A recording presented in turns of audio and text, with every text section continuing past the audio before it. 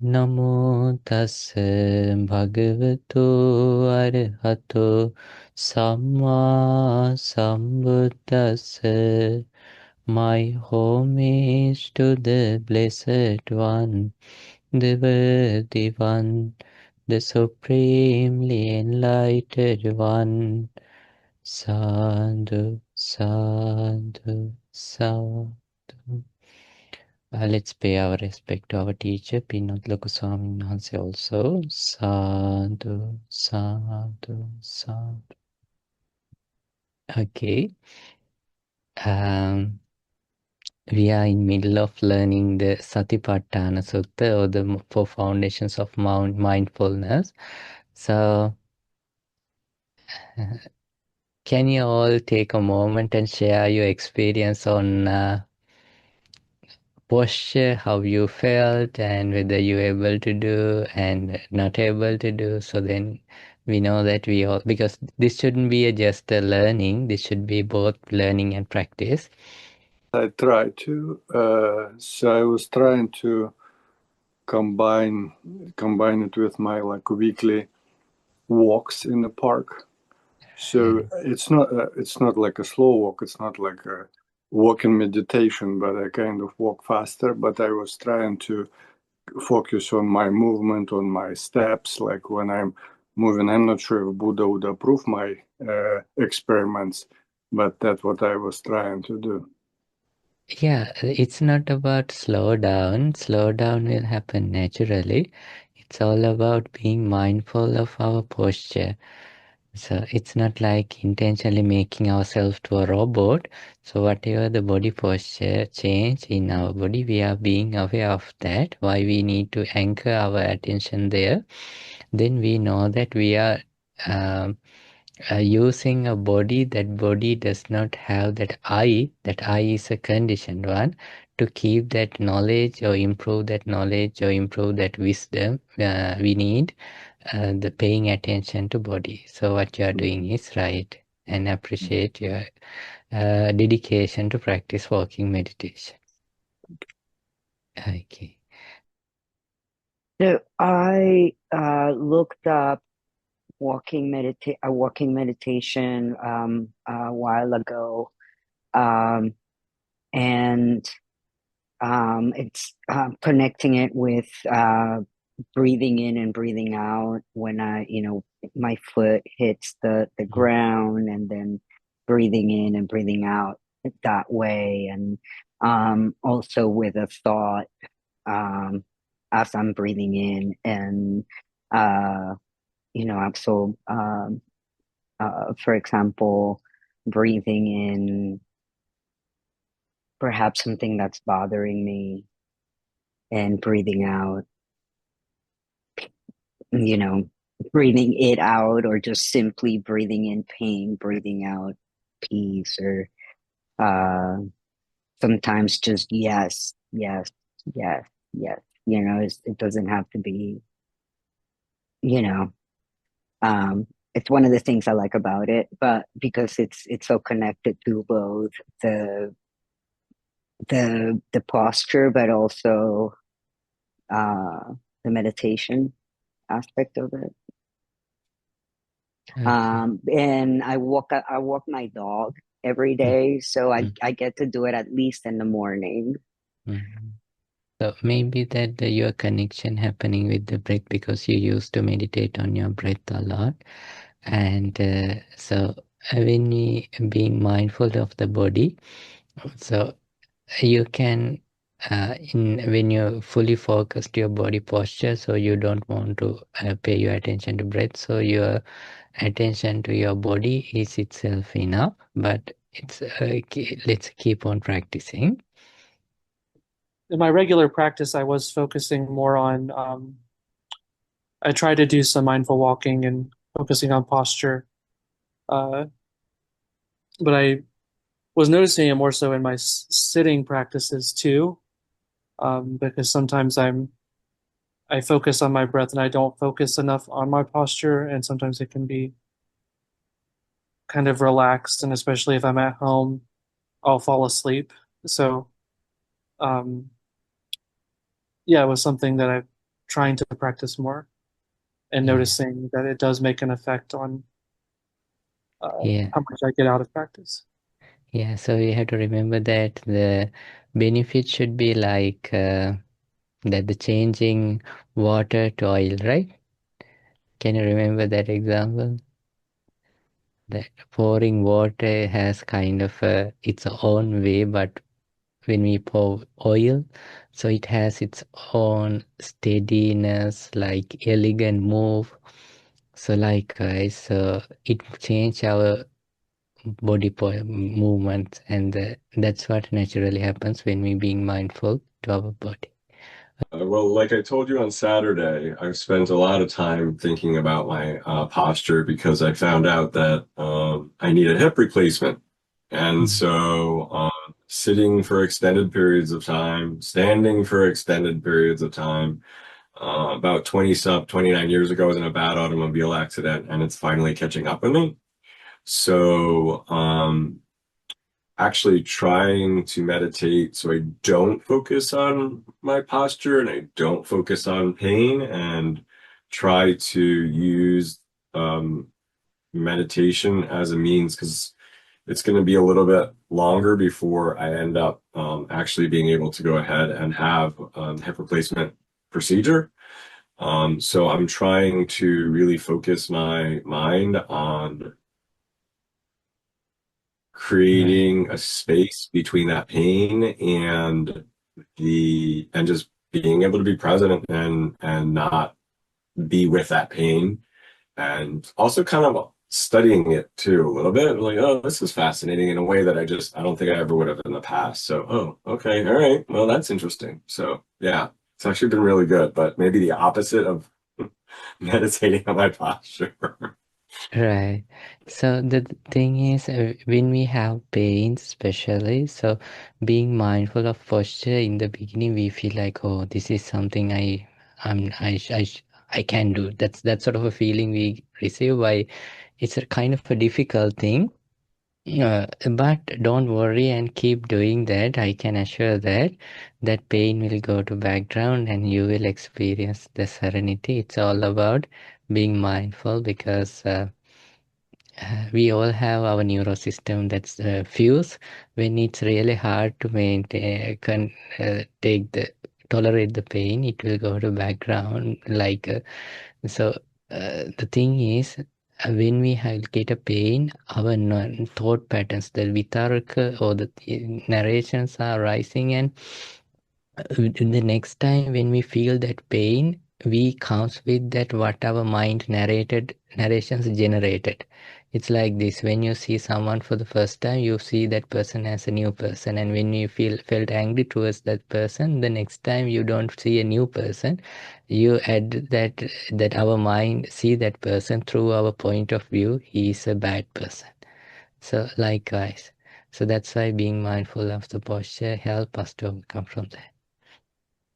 I did meditate on my posture, and I think I had mentioned this to Bante. I felt like I was almost like an observer of what I was doing, almost like a sim, like the game Sims. Um, but also I just kind of like felt like I was like kind of observing myself from a third, like from above. I was walking certain postures, and I was noticing like I was like doing things maybe that I shouldn't be doing when I'm standing. Like sometimes I eat when I stand, and I don't know, those were some of the kind of the sensations I got. I almost got like a feeling like I was wearing like a virtual reality headset, and but so that was kind of my experience with it. I probably had like two days where I tried it when I was really focusing on it. So Yeah, so try to do it because this is amazing anchor point. So sometimes there are things which can create anger in ourselves or maybe any sort of a defilement. So the thing is, we can be mindful in our body while being angry or generating any sort of a defilement. So we have to let go. As if you can remember, I said that if someone knock you on your head, if you're being mindful, you have to let go and just feel the pain as pain. Or if not, you have to let go of the being mindful on your body and knock the other person. So that's not what Buddha accepted, by the way. So being mindful in our body allows us to let go that the defilement. So in return, we will have the peace, because there is no one in this world who receive only the positive feedbacks from the world rather than no negative. Those both are in the world. So when we practice mindfulness in our body, we can we can overcome from anger always, as well as the desire also, because desire also lead us to the pain and the sufferings when we don't receive it in a game. Yeah, Bante, when I do pay attention to the body, like for a glimpse of moments, I only feel the sensations, like, just like, sense burning or whatever the sensations are, cold or hot or everything. Then I'll come back to the body again. Mm. So Yeah, I don't know, like, is yeah, that normal? Yeah. yeah, it's normal. Being paying attention to body is the one. That paying attention to sensation is the second mindfulness. There are out of four. So just be mindful in your body, and when you do that, so the main thing is we have to understand that why we do this. So then we know that whether it's work or we are doing in another, or whether we are doing it right way or maybe the wrong way. So without this knowledge, being mindful is on the body does not gives you the mindfulness on your, like the benefits of the mindfulness. If so, all the military personnel has the great mindfulness in their body when they do the march. Good, Bante. I do it a lot when I'm sitting, Right. because I sit a lot for work, obviously, but also just sitting still, not doing anything. I do it. And then also, I'm not sure if this is acceptable or not, but I do it a lot when I run too. I run a lot and I pay Yeah, attention very much to posture and body while I'm running. accepted. Abate, I was not in the last class, but having said that, I've been I walk every morning. So I think we had a conversation a couple of months ago about the walking meditation, which you do at the monastery. So I've been trying to do that while I walk, be mindful about my body, my posture. And in reality, I forget, and then I'll suddenly remember, oh, shoot, I'm supposed to be mindful about it. So I recalibrate myself. Oftentimes when I'm walking early morning, I don't want to say distracted. I kind of get carried away with the noise. For the longest time, I always used to walk with my headset listening to podcasts. And after coming to the monastery, I stopped it and I tried to enjoy the silence or the nature's sound. So in between all this, I am trying to remember the posture. I sometimes forget. Sometimes I recalibrate and come back. But having said that, also, uh, I just realized when Sean mentioned about doing it when he sits, I think I should start doing that because I sit quite a lot on this chair all day long. So maybe that is something I have to also start practicing. But this is something that I've been doing for a while, not specifically from last week's class. But I've been reading the WhatsApp messages, so I know this was part of it. I did lots of times. I don't make it very long before getting distracted and thinking about other things, but I need to keep practicing. Yes. Hi, Bhante. Yeah, Hi. I have tried the lotus position, like, for example, you were mentioning in the Sunday talk. But I think it got very tiring for me. So I've become more of a freestyle now, one leg out and one leg kind of like crossed. And but it makes me sleepy in that posture.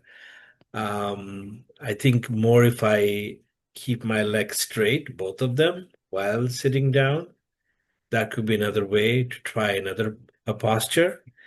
Um, and walking meditation, I think, is very nice. I try to focus on my problems or issues, and then if I'm walking, um, I at times get to a good answer because I'm walking and I'm concentrating on to solve something, and so I'm meditating on the problem, and it seems to work. Yes, so that's a kind of a benefit while walking, because walking in the outside, it boosts the creativity. There are studies on that, and there are reasons for that. So, but when we say the meditation on a posture, so that's not it. So the why we need the so meditation on posture mean gacchanto va gaccamiti pajanati. When you're walking, you know you are walking. Titoa titom hiti pajanati. When you're sitting, you know you are sitting. Nisinnoa nisinnom hiti pajanati. Sorry, tito means still, being still, like standing. Nisinno means sitting, then you know you are sitting. And sayanoa sayanom hiti pajanati. When you're laying down, you know that when you are laying down. Yata yatava panasakayo panihito hoti tata tatana pajanati. The way you do, you change your posture, you understand you are changing your posture. So it allows you to understand, instead of putting I there, this is just a movement of a body, because based on the intention. So that's what it helps. So it's like doing one thing at a time, and then the benefit is you have an anchor point to overcome from your defilements, which try to take your attention. And like think that we all are so good when there is no defilement going on, but there are some vitaka or the thought patterns, they are really disturbing, keep on popping up. Since they are so personal, I can't say this is the exact one. Maybe related to work, maybe related to relationship, maybe related to what you wish, keep on bothering you. So but when you're being mindful in your body, it does not have room to keep on progress. That's what we do. Now last year, 2 years before I became disabled, so now in chair Okay. side. It's not just a walking. Even when you're sitting, you can be mindful. Just arm being sitting. Understood? Oh yes. Okay. So try to practice being mindful on your body. So as we all know now that it's not keeping a certain body posture. That's an example. Now when I'm being mindful, when to my posture, I feel how my body moves. So that's the one thing. So that made me think about contact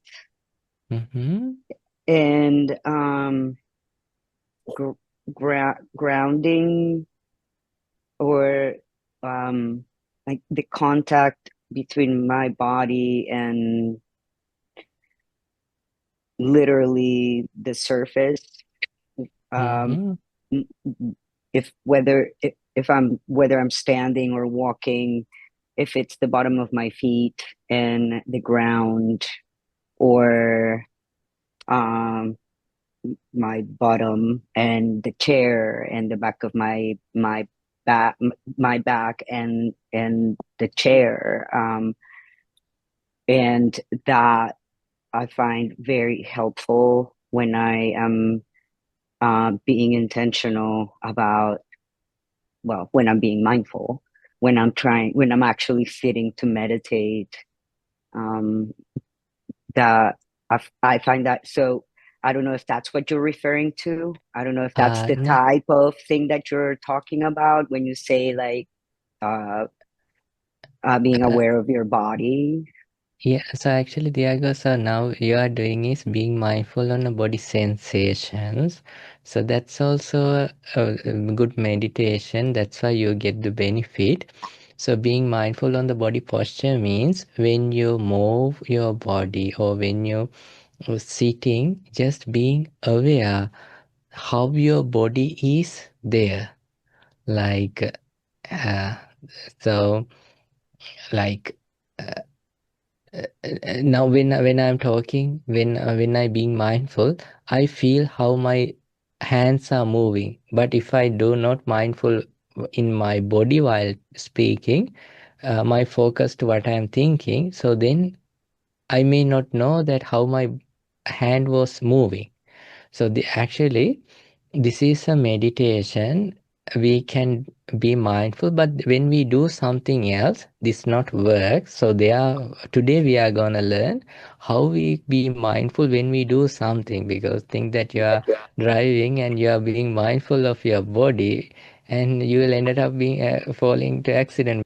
You are not putting your attention to the signal lights or anything. Sorry, Bante. Yes, just Yeah. like the other friends, I am also struggling with restless thoughts.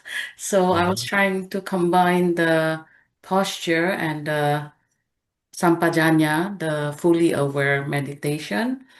But I got distracted more than um, mindful, I would say. I also do walking meditation on the posture. So for me, really, it's still a very long way to go, Bante, but I'll keep trying, Bante. Yeah, it's okay. It's all about keep trying and try to understand. Okay, now let's move on to the next part. I will share the screen for you. The complete awareness or the sampajanya.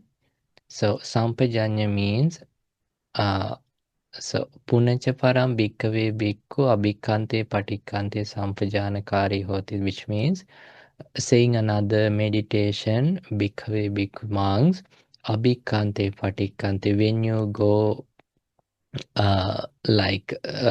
when you go and come back, being mindful. Let's learn what is being mindful. Then alokite vilokite sampajanakari hoti. That means looking this way, looking that way, being mindful. Samminjite pasarite sampajanakari hoti. That means like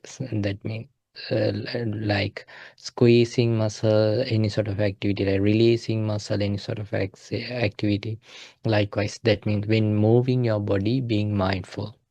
Sangatipatta Chivaradharani Sampajanakari hoti, which means the monk's robe, and which means that wearing in the clothes or wearable things, being mindful. Then asite pite kaite saite sampajanakari hoti, which means when you eat or drink, like having a snack or something, at that time also being mindful. Uchchara pasava company sampajanakari hoti. When you go into the restroom and doing that, being mindful. Gate tite nisinne sutte. Gate tite nisinne. When you go, when you're being still, when you sit, and when you sleep, when you are awake instead of sleeping, like meditating also, avoiding the sleepiness. Basite, when you're speaking. Tunhi bhave, when you're being silent. Sampajanakari hoti. So let's learn what is sampajanakari hoti. So in English, monks are monk, completely aware. Can someone read this for me? Complete awareness. A monk is completely aware while moving forward or backward. One is completely aware while looking around or examining. One is completely aware while contracting or extending one's limbs. One is completely aware while wearing one's robes and carrying one's ball. One is completely aware while eating, drinking, chewing, and swallowing. One is completely aware while defecating and urinating. One is completely aware while moving, standing, sitting, reclining, awake, speaking, and silent. Yes. So this is, and with that, we all learn that the second part of each meditation has the same second part, which means in this way, one abides observing the body as the body internally, or abides observing the body as a body externally. That means what we see as others people. One abides observing the body as the body of both internally and externally, or one abides observing the nature of the manifestation in relation to the body, or abides observing the nature of the cessation of the relation of the body, or one observing the nature of both manifestation and the cessation relation of the to the body. So then what will happen? Mindfulness that there is the body is established the context of necessary for knowledge and awareness, and one abides independent and one does not cling to anything in the world. Monks, in this way, a monk abides observing the body as body. So likewise, that part comes to the this also. So like being mindful whatever you do in the same time, and then understanding this body as a body, even oneself and even the others, and then seeing the rising and falling. This body is due to the nutritions, and nutritions are no longer there. This body is no longer there. Like seeing that it's not a permanent thing, and it's not me or mine or myself. And when being fully mindful, that allows us to understand without that identity which creates that I in there, instead of seeing the cause and effect. So when we say the mindfulness, so about what we should be mindful when we do something, we can find that in the Nanda Sutta. There was a great monk called Nanda. He had the one of the best mindfulness. His story is like this. So Nanda is a very beautiful boy who wanted to marry a Nanda, a beautiful lady, and in reality it's fortunately, but in his point of view, unfortunately, and that all the very days Buddha came to the palace as they invited to an alms round.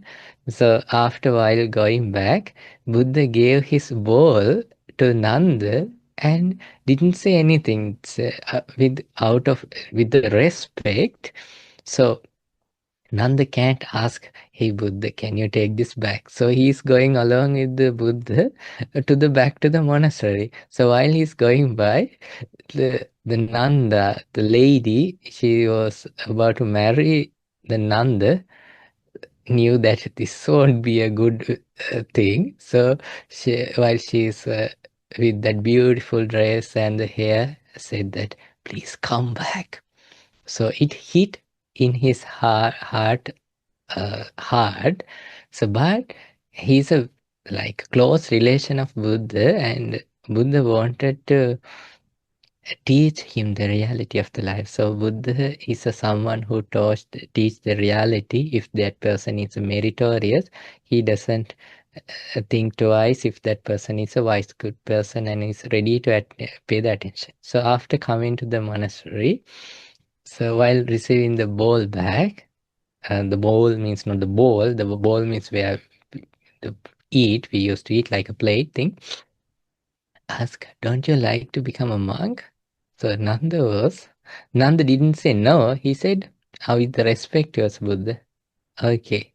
But in mind, he was keep on thinking about the Nanda, that beautiful lady. So he was meditating, but he couldn't concentrate. Always that picturing in his mind. But he come back with nice dress and then the beautiful hair dress and everything. So after some time, when she struggle, Ananda is struggling, so monks said that to Buddha, and Buddha had, that Buddha made a kind of he took his hand and showed him a beautiful divinely living beings, those deities, the women, they are so beautiful. You know that our lust always comes with the comparison. So if you don't have a bike, if you don't have any vehicle, if someone give you a bike, you like a lot and you will say, okay, thank you. When you are having a bike, if someone say, hey, how about if I offer you a Toyota car? Okay, it's great because that's a car. Then someone say, how about a BMW? Oh, why not? Likewise, it's about comparing and finding the best one. So when our mind comparing, and when we can't find something better than that in our the distance where we can achieve it, we feel that this is the best thing. So that's what happened to him. Like he felt like she's the she's the one who came made out of for my good karma in my life, and she will be with me forever. So that sort of a feeling monk had. So keep on popping, and so the Buddha took his hand and showed the divinely living beings, and then while going that, Buddha made a kind of a illusion that showing a burnt jungle. In that burnt jungle, there was like Nanda's shape, not like Nanda, kind of a monkey, and then showed that divinely being. So then his mind was like, wow, they are so beautiful than Nanda. And they says that their color is like pink, the body color. So then Buddha asked, who are the most beautiful, Nanda or the the deity? So then Nanda said, the monk said, oh, Bhante, the Buddha, the Nanda was like the same as that the monkey who was in that burnt jungle. When compared to this, they are the most beautiful. Then Buddha made a deal. Okay, if you enlighten, if you practice this full, I will give you these deities for you. Now, his mind shifted from one purpose to the other purpose. To gain deities, he wanted to meditate. So when he meditated, he concentrated and he fully concentrated. So as a result, he eradicated all the desires and came to see the Buddha and said, Buddha, I don't want such a thing. I know that it's all about the desire is just arising and create suffering, and that desire is no longer with me. It's all over. So it's like a comparison, like uh, so. Nanda practiced mindfulness in a great way. So what is the way? So when he looks somewhere, think that he look right. The sutta it says, I'll tell it. So when he look right, he fully focused to what he is seeing, not just taking a look. Fully focused and being aware of the arising of the sensation, being it, and the falling it. That is the first one. Being aware of the perceptions arising being and falling. Being aware of the vitarka, arising, being and falling. When we see arising and falling, nothing to represent as I. So think that Nanda looked somewhere, felt angry.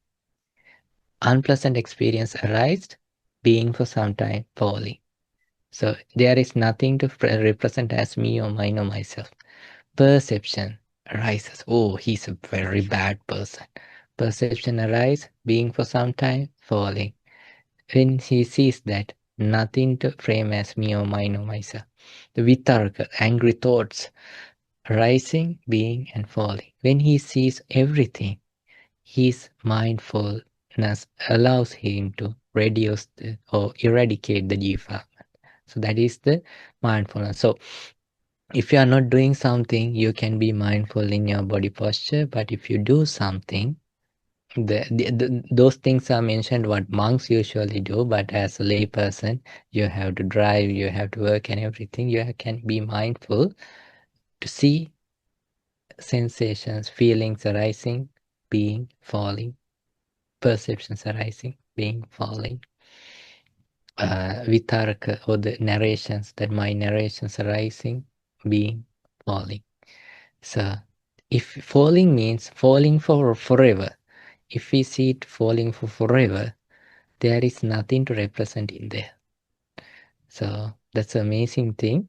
Just keep it just remember. And so when Buddha was about to die, we can say the Parinibbana, there were common teaching he said often, which is practice 4 foundation mindfulness, and plus he took this mindfulness on what you are doing, the sampajana, out of that, and being mindful while being mindful on 4 postures. So it's like it should be a daily habit of our lives, not to fall into troubles.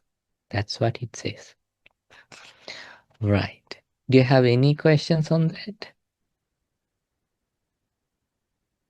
So now you heard something. There may be a question arising. See it arising, see the feeling arising, being and falling. And the vitarka also, then you don't have the question.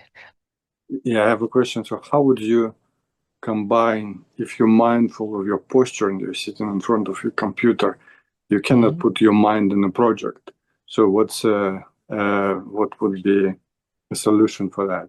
Being mindful and being involved to your work, to your project.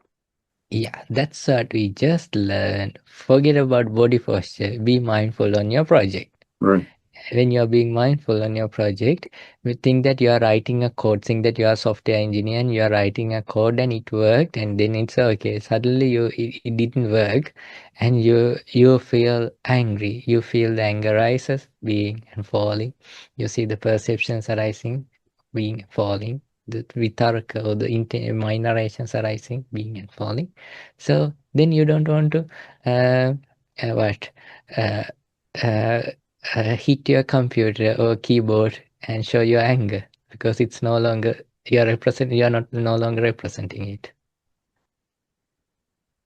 Understood? So the next meditation is meditation on impurities, or the 32 parts of the body. The 32 parts means internal body parts. So this is a kind of a meditation. If we don't know the benefits, if we don't know how great that meditation, we feel like, hey, it's kind of a difficult meditation. But in reality, when someone practices this meditation, this is a kind of a amazing meditation Buddha praised. Like when we do loving kindness, it eradicates anger. When we do this meditation, it eradicates the desires which lead to sufferings.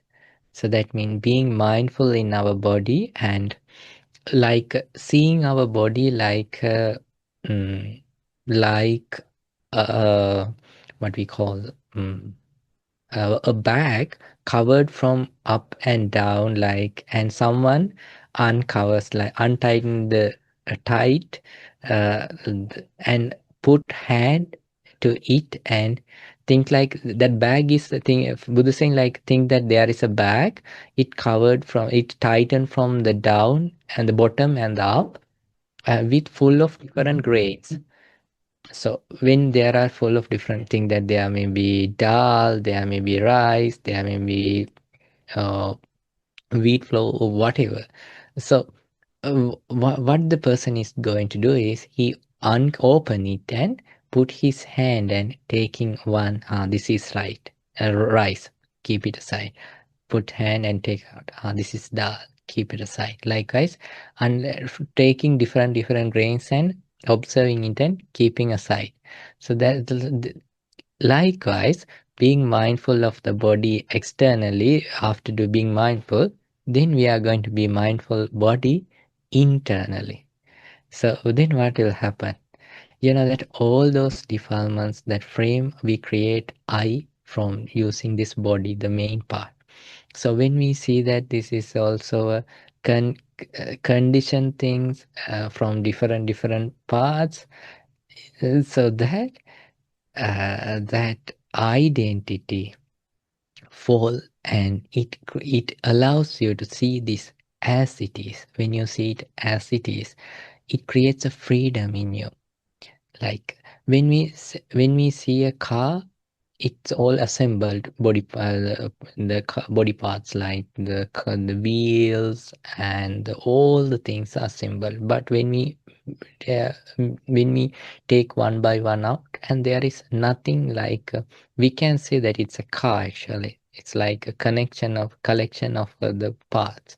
So likewise, when we see it's like a collection of things, it does not has that you can use it to drive to somewhere else, and you can buy, or you can use it for your purpose, but you can't like boasting about the vehicle. So you know that it contains air, the tires, and because of that it can move here and there. So that all the values which we have given, because of the model or the brand, those are just created in our mind, and that belong to sensual pleasures, and part of marketing we can understand. Likewise, when we understand the reality of this body, that all that the big frame which we have created, like I am such a person, everyone should show their respect towards me. If not, I'll be unhappy and I may do something bad to you. And even we think in that way, and we have frustration. Why we have framed that I. When we break this and understand this body, and the others also has the same sort of a body, that frame is letting go. When that frame is no longer there, you feel the freedom. When you have the freedom, you don't have the suffering. So that's what it creates. So we understand that, and don't misunderstand that, oh, this is some sort of a thing that someone try to see the negativity of the body. If someone doing in that way, it lead to a wrong view. That wrong view does not create happiness, but doing this meditation create a rapture, bliss in yourself. That bliss is an amazing thing. It overloading in your body, and it's a kind of it will be one of your best meditation experience if you do this correctly. Okay. Mindfulness of body components. A monk considers the body up from the soles of the feet and down from the top of the head as a skin bag filled with a variety of unclean things. In this body, there are head hairs, body hairs, nails, teeth, skin, muscles, tendons, bones, bone marrow, kidneys, heart, liver, membranes, spleen, lungs, stomach, intestines, chyme, excrement, bile, phlegm, pus, blood, sweat, fat, tears, oil, and saliva. Monks It is just like a bag with an opening on both ends that is full of various kinds of grain, such as white rice, brown rice, beans, lentils, sesame seeds, and red rice. After pouring them out, a person with eyesight could identify them.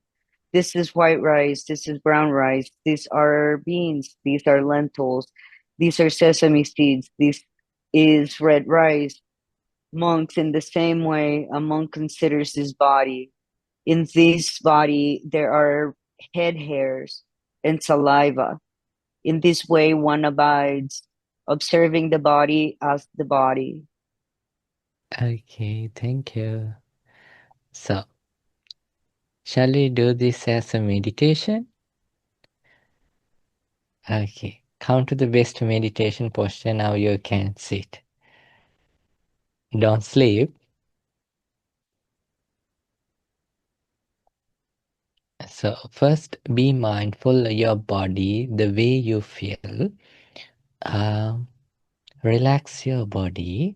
Take a slow but deep breath in and slowly breathe out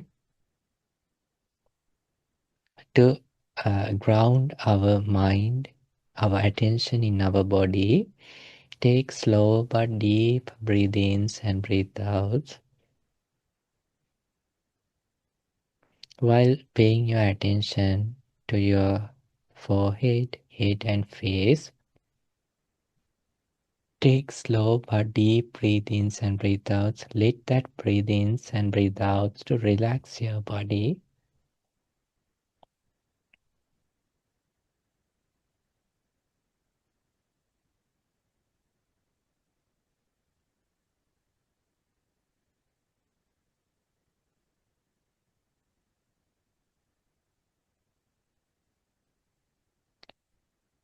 Relax your neck. Relaxing breath ins and breathe outs. Relax your back of your shoulders.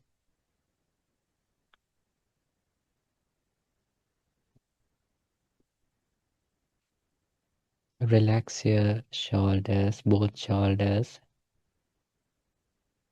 hands, and feel your fingertips in your hands.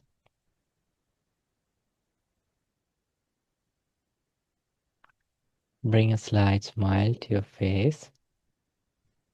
If you don't feel inner peace,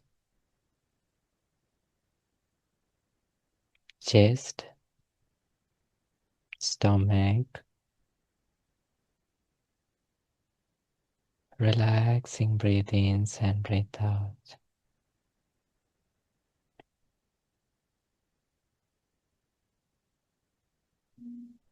Starting from your neck to your hip, slowly scan your back.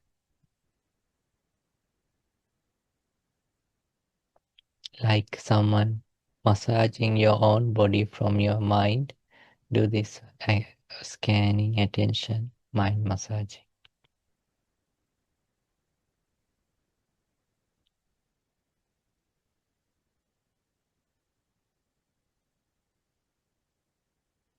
Hip,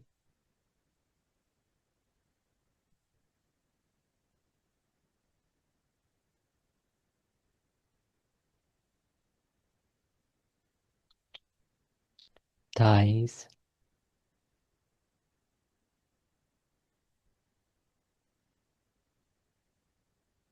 hamstring muscle, knees, calves, and toes.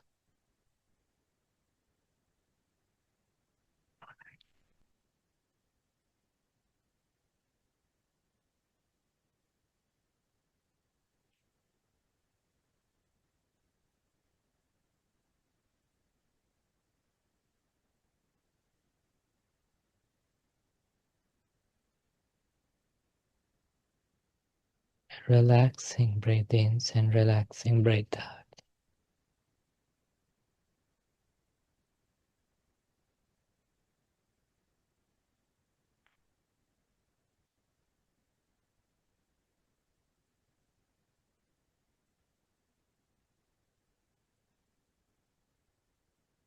considers this body upward from the soles of the feet and downwards from the tips of the hairs enclosed in skin as full of many kind of different body parts. In this body, there are head hairs,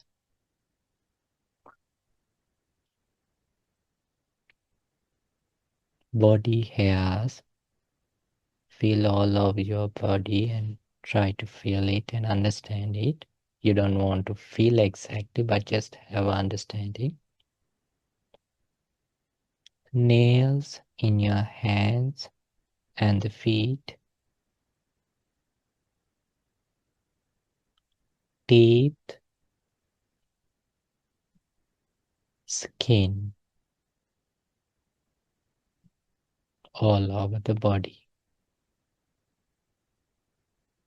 Hair,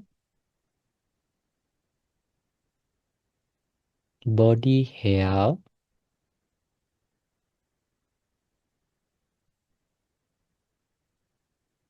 nails,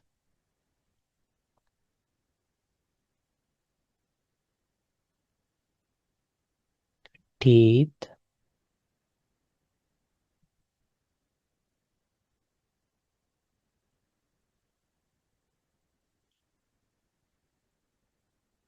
skin.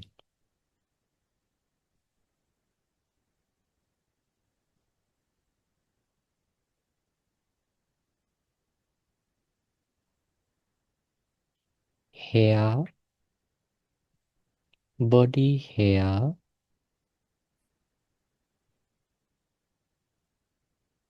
nails,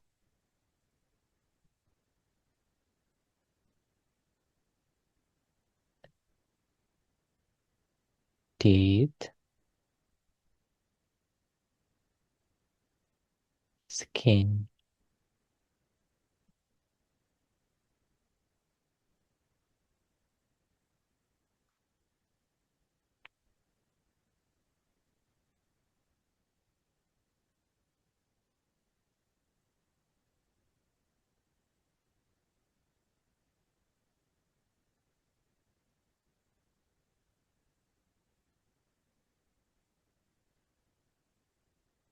Muscles all over the body.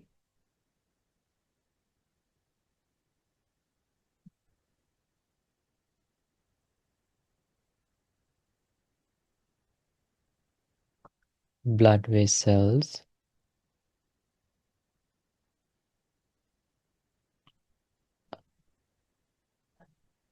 Scan your body inwards.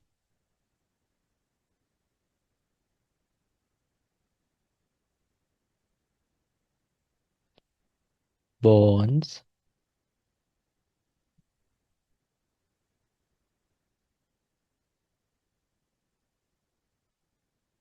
head bone, the neck and the spine,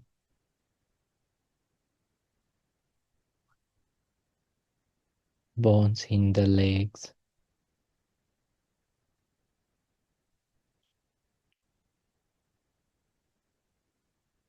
bone marrows inside the bone,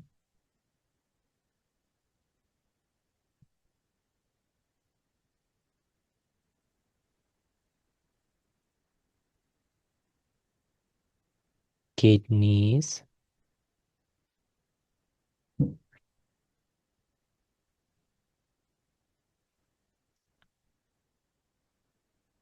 heart,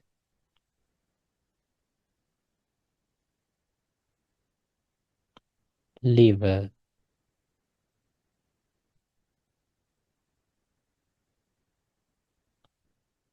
gallbladder,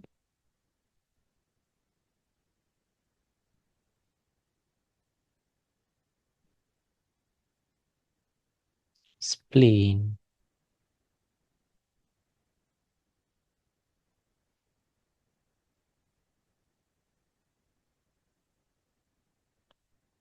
lungs,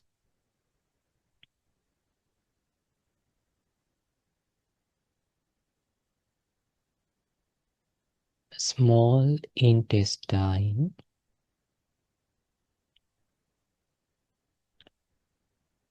large intestine, stomach, feces,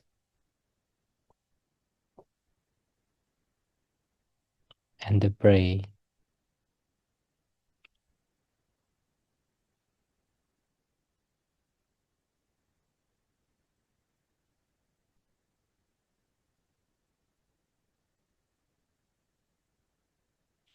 Bile,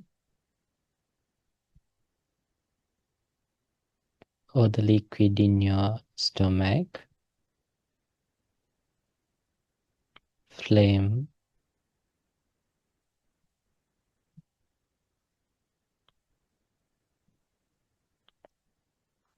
blood,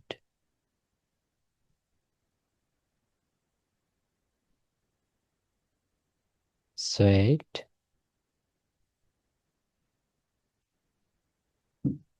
fat, tears,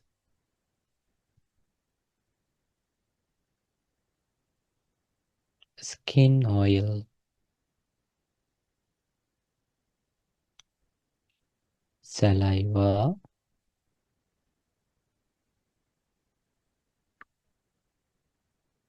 mucus, fluid in the joints, and urine. One more time. Head hairs, body hairs, nails, teeth, skin, flesh, blood, vessels, bones, bone marrow, kidneys, brain, heart, liver, gallbladder, spleen, lungs, small intestine, large intestine, stomach, feces, bile, phlegm, blood, sweat, fat, tears, skin oil, saliva, mucus, fluid in the joints, and urine.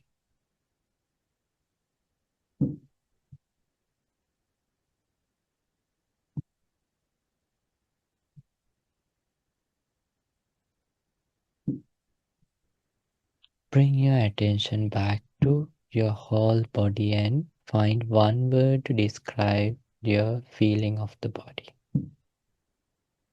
Take a relaxing breath in and breathe out and open your eyes.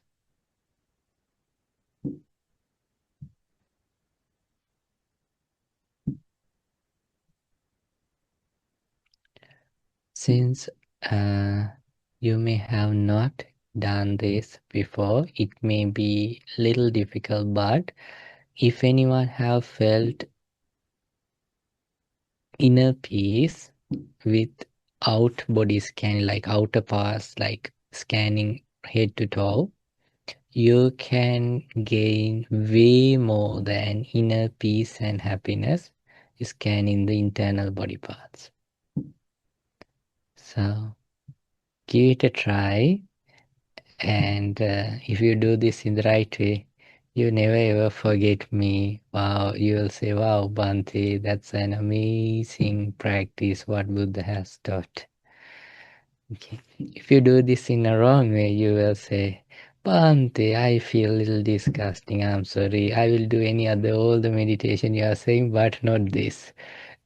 So it's about doing the right way or the wrong way, not anything other than that.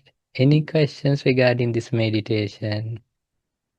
Bante, when we practice the posture meditation and the full awareness meditation, at what point that we can switch to that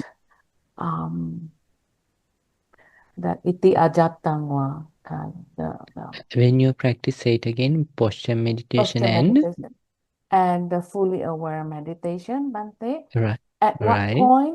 what point we can switch to that insight, the vipassana part, the one that the Once your mind internal. settle with that meditation, that means your mind is not wandering.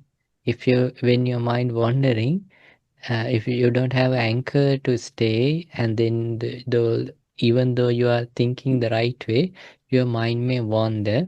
So, but if you are fully concentrated, settle your attention in the body, like it says, if you can remember, there is a sutta called Vijaya Sutta in Sutta Nipata. Buddha saying that it's just a movement of the body.